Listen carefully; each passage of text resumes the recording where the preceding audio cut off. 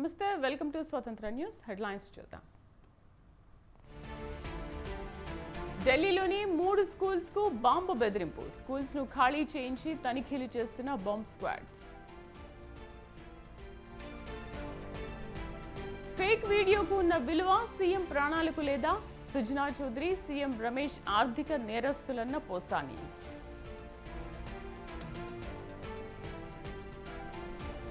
కాసేపట్లో బొబ్బిలికి ముఖ్యమంత్రి జగన్. 3 చోట్ల ఇవాళ ఎన్నికల ప్రచారం.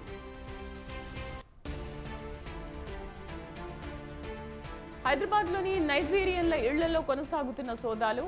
సన్ సిటీ అడ్డగా డ్రగ్స్ సరఫరా చేస్తున్నట్లు అనుమానాలు. హైదరాబాద్లో పెరిగిన ఎండ తీవ్రత. ఆరెంజ్ అలర్ట్ జారీ.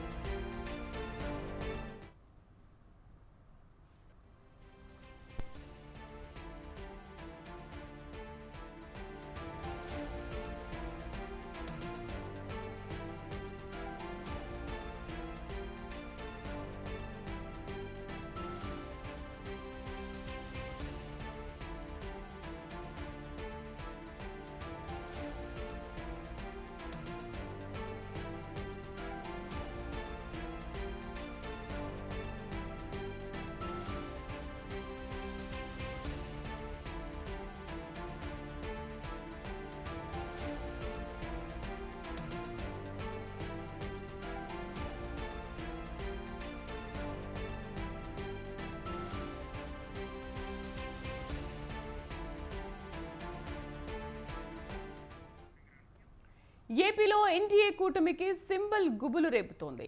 ఏపీలో గ్లాస్ సింబల్ పై కన్ఫ్యూజన్ నెలకొంది. గాజు గ్లాస్ కామన్ సింబల్ గా మారడంతో కూటమికి రెబల్స్ షాక్ ఇస్తున్నారు. జనసేన పోటీ చేయని చోట్ల వేరే వాళ్లకు గాజు గ్లాస్ సింబల్ ను కేటాయించింది ఈసీ. ఇలా 3 ఎంపీ 16 అసెంబ్లీ స్థానాల్లో ఇతరులకు గ్లాస్ గుర్తును కేటాయించింది. జనసేన పోటీ చేయని చోట గ్లాస్ ఫ్రీ సింబల్ అని నిబంధనల ప్రకారమే ఇలా కేటాయించామని ఈసీ వర్గాలు తెలిపాయి. దీంతో జనసేన హైకోర్టును ఆశ్రయించింది. తమకు కేటాయించిన గ్లాస్ గుర్తును స్వతంత్ర అభ్యర్థులకు కేటాయించొద్దని విజ్ఞప్తి చేసింది. దీనిపై ఇవాళ హైకోర్టులో విచారణ జరగనుంది.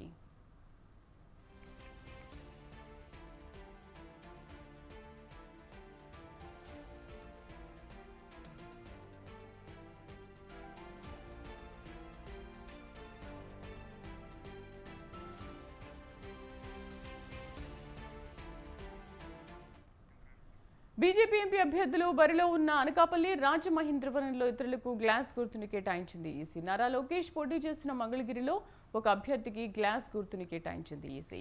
ఉమ్మడి గోదావరి జిల్లాలో పలువురు అభ్యర్థులకు గ్లాస్ గుర్తు ఇచ్చారు. పెద్దాపురం, కాకినాడ సిటీ, రామచంద్రాపురం అభ్యర్థులకు గ్లాస్ గుర్తు కేటాయించారు. అమలాపురం, మామిడివరం, కొత్తపేట అభ్యర్థులకు గ్లాస్ సింబల్ ఇచ్చింది ఈసీ. మండపేట, కొవ్వూరులో వివిధ పార్టీలు స్వతంత్ర అభ్యర్థులకు గాజు గ్లాస్ గుర్తును కేటాయించారు.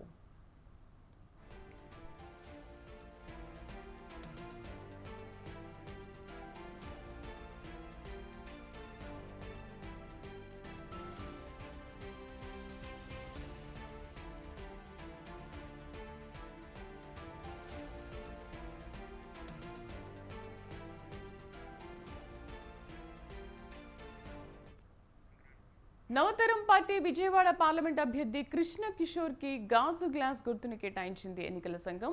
విజయవాడ సెంట్రల్లో ఆంధ్ర రాష్ట్ర ప్రజాసమితి అభ్యర్థి గొల్లపల్లి ఫణిరాజ్ కి, మైలవరంలో స్వతంత్ర అభ్యర్థి వల్లభనేని నాగపవన్ కు గ్లాస్ గుర్తును ఇచ్చారు. విజయనగరం మాజీ ఎమ్మెల్యే టీడీపీ రెబల్ మీసాల గీతకు, టెక్కలిలో స్వతంత్ర అభ్యర్థి అట్టాడ రాజేష్ కు, బాపట్లలో ఇండిపెండెంట్ అభ్యర్థి డి సీతారామరాజుకు, అలాగే జగ్గంపేటలో స్వతంత్ర అభ్యర్థి సూర్యచంద్రకు, చిత్తూరు జిల్లాలో 3 చోట్ల గాజు గ్లాస్ గుర్తును కేటాయించారు.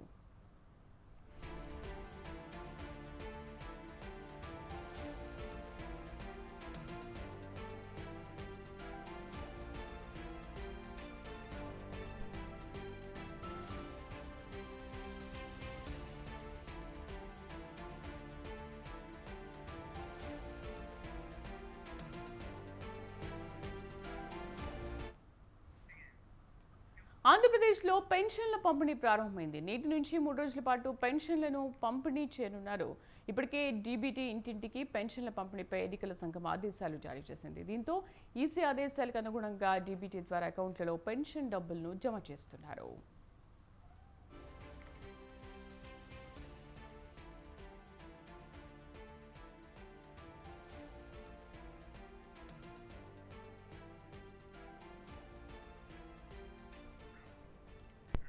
మే 1న పెన్షన్లు లబ్ధిదారుల బ్యాంకు ఖాతాల్లోకి జమ చేయాలని ప్రభుత్వం నిర్ణయించింది.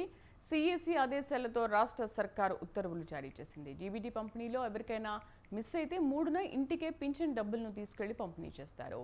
వృద్ధులు, వితంతువులు, దివ్యాంగులు బ్యాంక్ అకౌంట్ ఆధార్ లింక్ కానీ వారికి ఇంటి వద్దకే పెన్షన్ పంపిణీ చేయనున్నారు సిబ్బంది.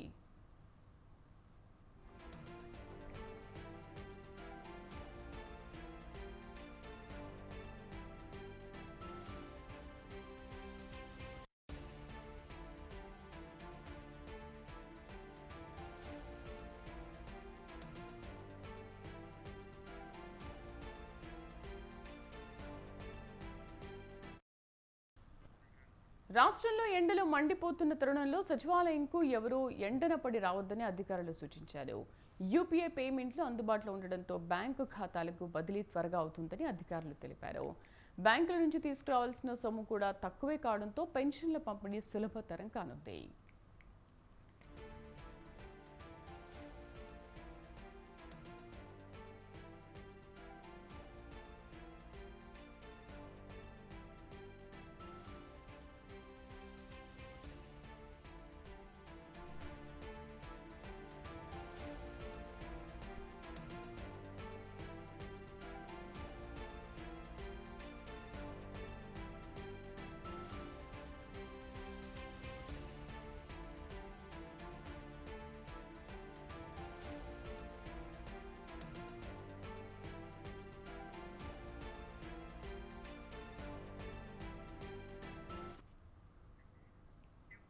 ఏపీలో 65,49,864 మంది పెన్షనర్లు ఉండగా 48,92,503 మందికి బ్యాంకుల్లో జమ చేయనున్నారు.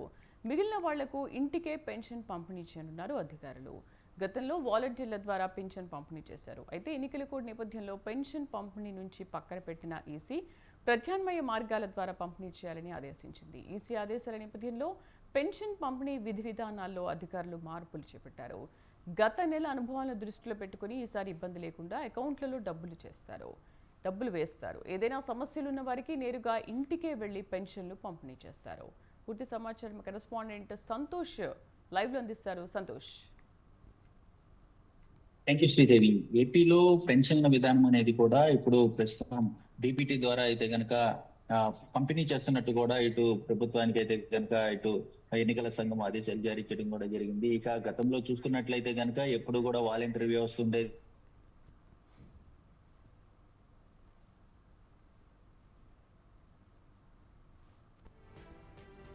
పరిస్థితి లేదు కనుక చూడడం కూడా జరిగింది. అయితే వృద్ధులు ఎవరైతే ఉంటారో సొమ్మజిల్లి పడిపోవడం, ఎండ తీవ్రత, ఉష్ణోగ్రతలు ఎక్కువగా ఉన్న నేపథ్యంలో ఇటు చాలా మంది కూడా ఉదయం వచ్చి సాయంత్రం వరకు కూడా ఉండడం ద్వారా ఇటు వృద్ధులు అనేవి కూడా కొంతమంది చనిపోవడం కూడా జరిగింది. అయితే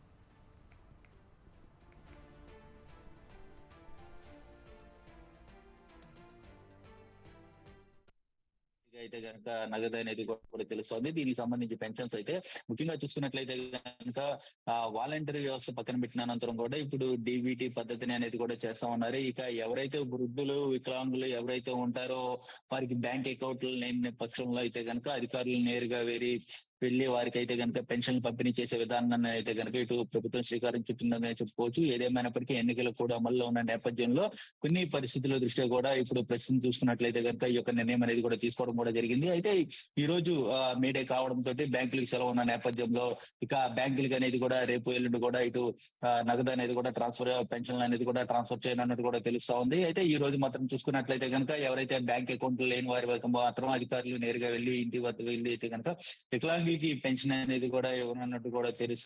ఉంది. ఇక రాష్ట్ర వ్యాప్తంగా కూడా ఈ రోజు నుంచి పెన్షన్ల పంపిణీ అనేది కూడా జరుగుతా ఉంది. అయితే ముఖ్యంగా ఎందుకంటే గత నెలలో అయితే గనక వృద్ధులు, వికలాంగులు ఎక్కువగా అయితే గనక ఇటు సచివాలయాలకి సంతోష్, పరిగెత్తడం కూడా థ్యాంక్ యూ. జరిగింది.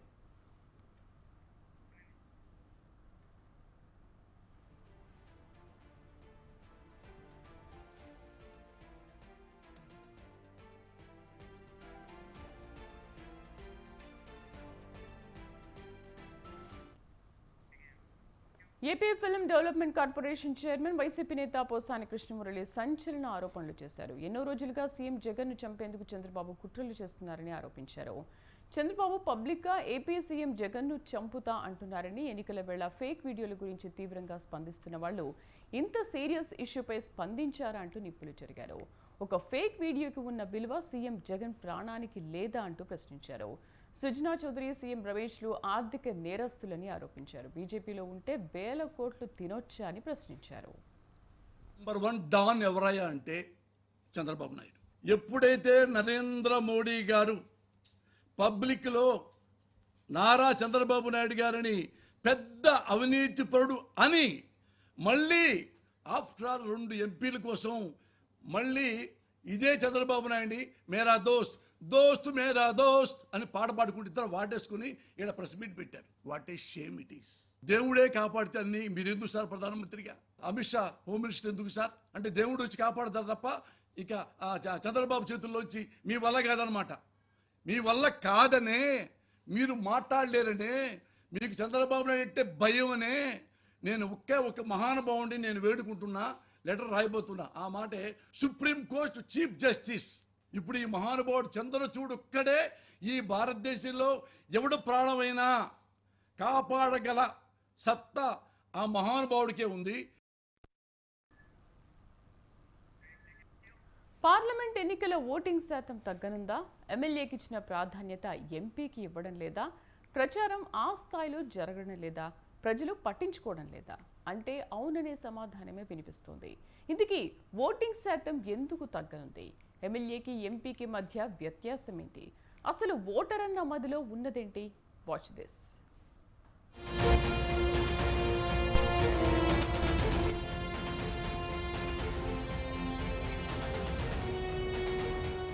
పార్లమెంట్ ఎన్నికలకు సమయం ఆసన్నమవుతుండటంతో ఓటింగ్పై దృష్టి సారించారు అధికారులు. అయితే తెలంగాణలో అసెంబ్లీ ఎన్నికల కంటే పార్లమెంట్ ఎన్నికల ఓటింగ్ శాతం గణనీయంగా తగ్గుతుందని చెబుతున్నారు రాజకీయ విశ్లేషకులు. శాసనసభ ఎన్నికలకు ఉండే క్రేజ్ పార్లమెంట్ ఎన్నికల్లో కనిపించదని, ఓటరు అంతగా ఆసక్తి చూపరని వారు చెబుతున్న మాట. అందుకు వేరువేరు సమయాల్లో అసెంబ్లీ, పార్లమెంట్ ఎన్నికలు జరగడం, ఎండల తీవ్రత, సుదూర ప్రాంతాల్లో ఉండే ఓటర్లు తమ ఓటు హక్కు వినియోగించుకోకపోవడమే కారణాలుగా తెలుస్తోంది.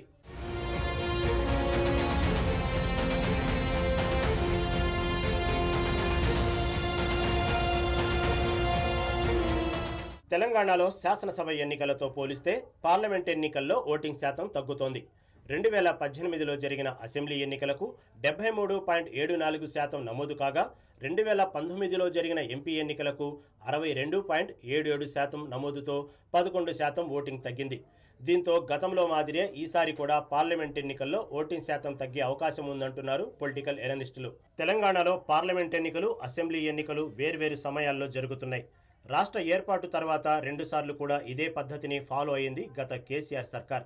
2014లో జమిలీ ఎన్నికలు జరగగా, ఆ తర్వాత 2018లో కేసీఆర్ ముందస్తు ఎన్నికలకు వెళ్లారు. డిసెంబర్లో శాసనసభ ఎన్నికలు జరగగా, ఆ తర్వాత ఏప్రిల్లో పార్లమెంట్ ఎన్నికలు జరిగాయి.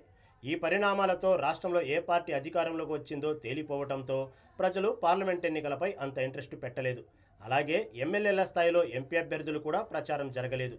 అసెంబ్లీ ఎన్నికల్లో ఇంటింటి ప్రచారం, డబ్బు, మద్యం పంపిణీ ఓటర్లను పోలింగ్ బూత్కు తరలి వచ్చేలా చేశాయి. అయితే పార్లమెంట్ ఎన్నికల్లో ఆ స్థాయిలో ప్రచారం కానీ, ప్రలోభాలు కానీ జరగలేవు. దీనికి తోడు సుదూర ప్రాంతాల్లో ఉన్న ఓటర్లు తరలించడంలోనూ ఎంపీ అభ్యర్థులు విఫలమయ్యారు. రాష్ట్రంలో ప్రభుత్వం ఏర్పాటుతో ఓటరుకు ఆసక్తి తగ్గింది. దీనికి తోడు ఎండ తీవ్రత కూడా పోలింగ్ శాతం తగ్గడానికి కారణమైంది.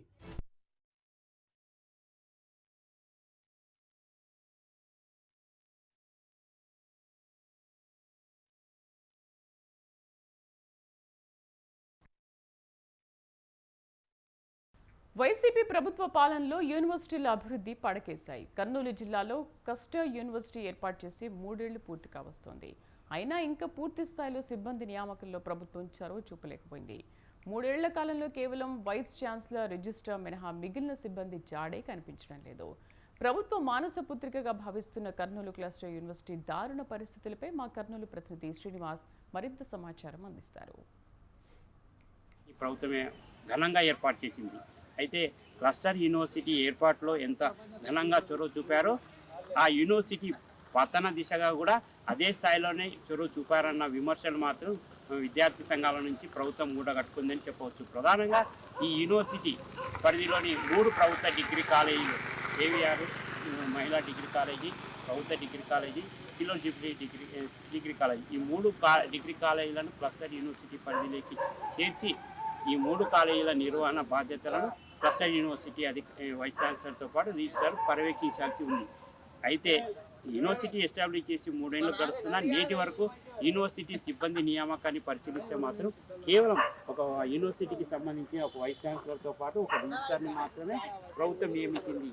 మిగిలిన బోధనేతర సిబ్బంది దాదాపుగా 135 మందిని నియమించాలన్న ప్రతిపాదనను పలుసార్లు ప్రభుత్వానికి, ఉన్నత విద్యామండలికి ప్రతిపాదించిన ఇటు ప్రభుత్వం నుంచి కానీ ఇటు ఉన్నత విద్యామండలి నుంచి కానీ సానుకూలంగా స్పందించలేకపోవడంతో కేవలం యూనివర్సిటీ అంటే కేవలం వైస్ ఛాన్సలర్, రిజిస్ట్రారే అన్న చందంగా మారిందని చెప్పవచ్చు.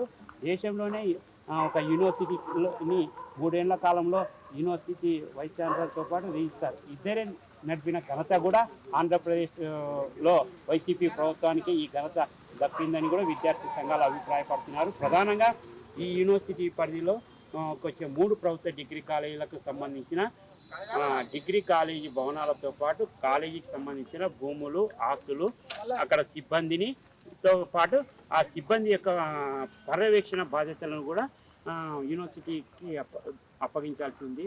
అయితే గత 3 ఏళ్ల కాలంలో ప్రభుత్వం వ్యవహరించిన తీరును పరిశీలిస్తే కేవలం యూనివర్సిటీకి 3 డిగ్రీ కాలేజీల యొక్క సిబ్బందిపై పర్యవేక్షణ తప్పిస్తే మిగిలిన 2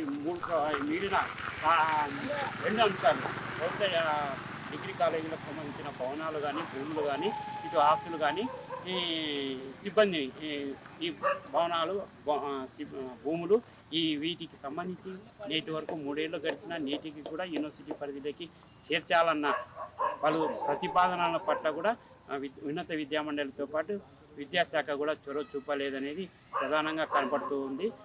ఈ 3 డిగ్రీ కాలేజీలను పర్యవేక్షించాల్సిన యూనివర్సిటీ అధికారులు కేవలం సిబ్బంది పర్యవేక్షణ మినహా ఇటు కాలేజీల ఆస్తులు కానీ, కాలేజీ యొక్క భూములు కానీ, కాలేజీ యొక్క మిగిలిన ఇతర వీటిని కూడా ఇంతవరకు ప్రభుత్వం యూనివర్సిటీ పరిధిలోకి తీసుకురాకపోవడాన్ని పలువురు విద్యార్థి సంఘం నేతలు తప్పుపడుతున్నారు. ప్రభుత్వం ఒక యూనివర్సిటీ ఎస్టాబ్లిష్ చేసిన టైంలో ఆ యూనివర్సిటీకి కావాల్సిన పూర్తి స్థాయి సిబ్బందిని నియమించి ఆ యూనివర్సిటీ ద్వారా విద్యార్థులకు అవసరమైనటువంటి కోర్సులను బోధించడం ద్వారానే క్లస్టర్ యూనివర్సిటీ పురోగతి సాధిస్తుంది. అయితే కేవలం యూనివర్సిటీ అంటే కేవలం ఒక 2 వైస్ ఛాన్సలర్, ఒక రిజిస్ట్రార్ని మాత్రమే నియమించి ప్రభుత్వం ఈ 3 ఏళ్ల కాలంలో చేతులు దులుపుకుందన్న విమర్శలు మాత్రం విద్యార్థి సంఘం నుంచి వ్యక్తమవుతున్న పరిస్థితి కనపడుతుంది. ఇప్పటికైనా ప్రభుత్వం క్లస్టర్ యూనివర్సిటీ పరిధిలోకి వచ్చే 3 ప్రభుత్వ డిగ్రీ కాలేజీలకు సంబంధించి ఇటు 3 కాలేజీల భవనాలు, సిబ్బంది, ఇటు పర్యవేక్షణ పూర్తి స్థాయిలో యూనివర్సిటీ వైస్ ఛాన్సలర్తో పాటు రిజిస్ట్రార్లకు అప్పగించాలని పలువురు విద్యార్థి సంఘం నేతలు ప్రభుత్వాన్ని డిమాండ్ చేస్తున్నారు. కనీసం రాబోయే ప్రభుత్వమైనా ఈ క్లస్టర్ యూనివర్సిటీకి పూర్తి స్థాయిలో సిబ్బంది నియామకం చేపట్టి విద్యార్థులకు విద్యాబోధన జరిగేలాగా చర్యలు చేపట్టాలని పలువురు ప్రభుత్వాన్ని డిమాండ్ చేస్తున్నారు. కెమెరా పర్సన్ బాబుతో శ్రీనివాస్, స్వతంత్ర న్యూస్, కర్నూలు.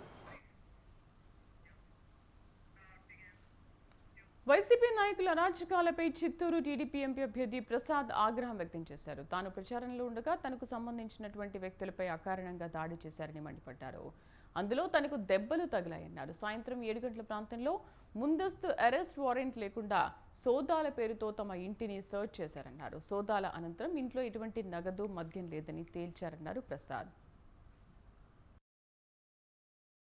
తర్వాత డిప్యూటీ కమిషనర్ ఆఫ్ ఎక్సైజ్లు, తర్వాత మున్సిపల్ కమిషనర్, ఇదేదో స్మగ్లర్లు, తర్వాత టెర్రరిస్టుల మీద వచ్చినట్టు వచ్చారు. ఏమైంది మీకు, అలిగేషన్ ఏంటి అంటే మేము సెర్చ్ చేయాలి మీ ఇల్లు అన్నారు. చేయండి, తప్పే ఉంది దానిలో, కానీ నాకు వారెంట్ చూపించండి. ఏ ఇల్లు అయినా సెర్చ్ చేయాలంటే వారెంట్ చూపించాలి కదా.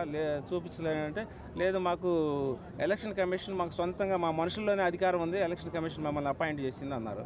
అలాగే ఆఫీస్ కూడా సెర్చ్ చేశారు. వచ్చిన తర్వాత మళ్ళీ వెళ్ళిపోతున్నారు. అమ్మ మీరు ఇక్కడ వచ్చారు కదా, మీరు ఏదో జ్యుడిషియల్ అథారిటీ అంటున్నారు, ఏమి చేశారు ఇక్కడ, ఇదంతా పంచనామా ఇవ్వమని అడిగాను నేను. ఆ పంచనామాలో ఏం రాశారండి, ఏమీ దొరకలేదు, క్యాష్ కానీ లిక్కర్ కానీ ఏమీ దొరకలేదు, అంత బాగానే ఉంది, కానీ సర్చ్ వారెంట్ ఆయనకు చూపించాం ప్రసాదరావు గారికి అని రాశారు. మీరు వచ్చినప్పుడు సర్చ్ వారెంట్ లేదు, మాకే అధికారం ఉందన్నారు, ఇప్పుడేం సర్చ్ వారెంట్ చూపించే, ఇది అబద్ధం, చూపించండి సర్చ్ వారెంట్ ఎక్కడంటే 11 మంది పెద్ద పెద్ద సిఐలు, తర్వాత డిప్యూటీ కమిషనర్ ఆఫ్ ఎక్సైజ్.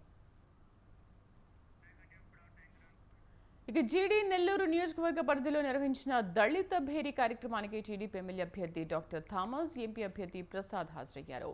ఉన్నత విద్య చదువుకున్న తనకు రోగులకు సేవ చేయడమే కాకుండా ప్రజాసేవ చేయడానికి చంద్రబాబు టీడీపీలోకి ఆహ్వానించి టికెట్ ఇచ్చారన్నారు.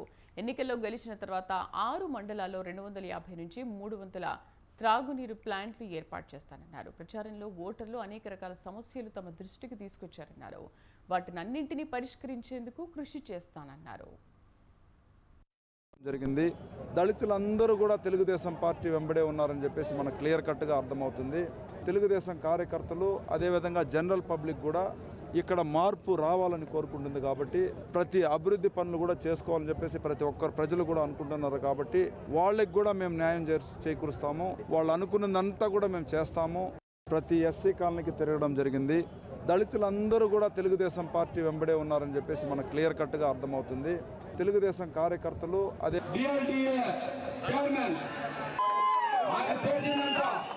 ఈ నియోజకవర్గంలో సుమారు 1000 ఫ్యామిలీల మీద కేసులు పెట్టి మాట్లాడితే మీరు ఘనత నీచుడు ఆశీర్వక మందులు పంపిణీ చేసి జిల్లా ఉపాధ్యక్షులు రావాలక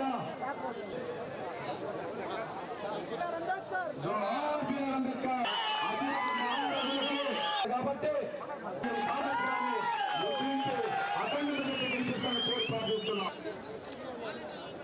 మన డాక్టర్ థామస్ గారు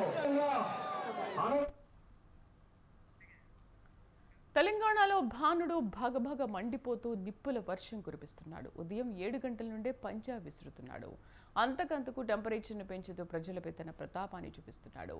ఎండలకు తోడు వడగాలులు వీస్తూ ఉండడంతో ఉక్కపోతతో జనం అల్లాడిపోతున్నారు.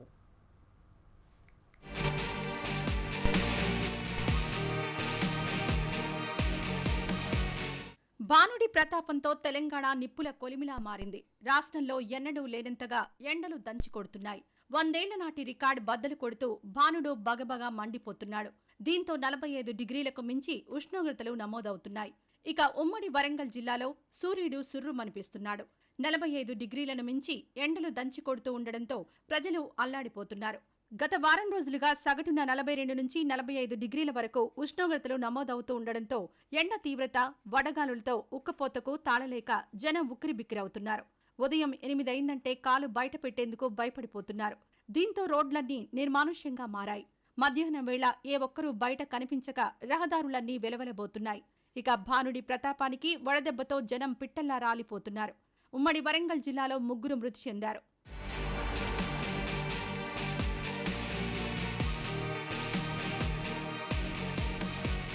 రాష్ట్ర వ్యాప్తంగా మాడు పగిలే ఎండలు దంచుకొడుతున్నాయి. నల్గొండ జిల్లా మతూరులో అత్యధికంగా 45.5 డిగ్రీల ఉష్ణోగ్రత నమోదైంది. ములుగు జిల్లా మంగపేటలో 45.2 డిగ్రీలు, నల్గొండ జిల్లా తిమ్మాపూర్లో 45.1 డిగ్రీలు, అదే జిల్లాలోని మాడుగులపల్లిలో 45 డిగ్రీల రికార్డు స్థాయిలో ఉష్ణోగ్రతలు నమోదయ్యాయి. అలాగే ఖమ్మంలో సాధారణం కంటే 4.4 డిగ్రీలు ఎక్కువ ఉష్ణోగ్రత నమోదవగా భద్రాచలం, మహబూబ్ నగర్, హైదరాబాద్లలో 2 నుంచి 3 డిగ్రీలు ఎక్కువగా ఉష్ణోగ్రతలు నమోదయ్యాయి. నిజామాబాద్లో 43.8 డిగ్రీల సెల్సియస్ గరిష్ట ఉష్ణోగ్రత నమోదైంది.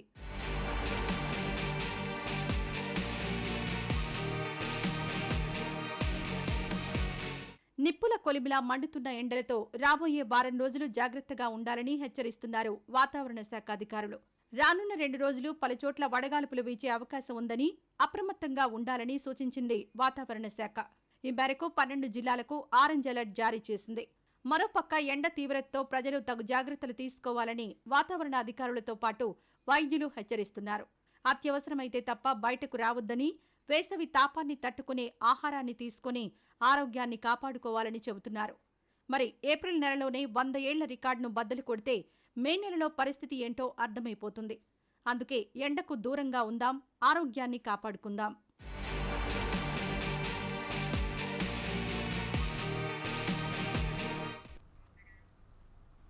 ఈ బులెటిన్ విశేషాలు మరిన్ని అప్డేట్స్తో మరో బులెటిన్లో మళ్ళీ కలుద్దాం. నమస్తే.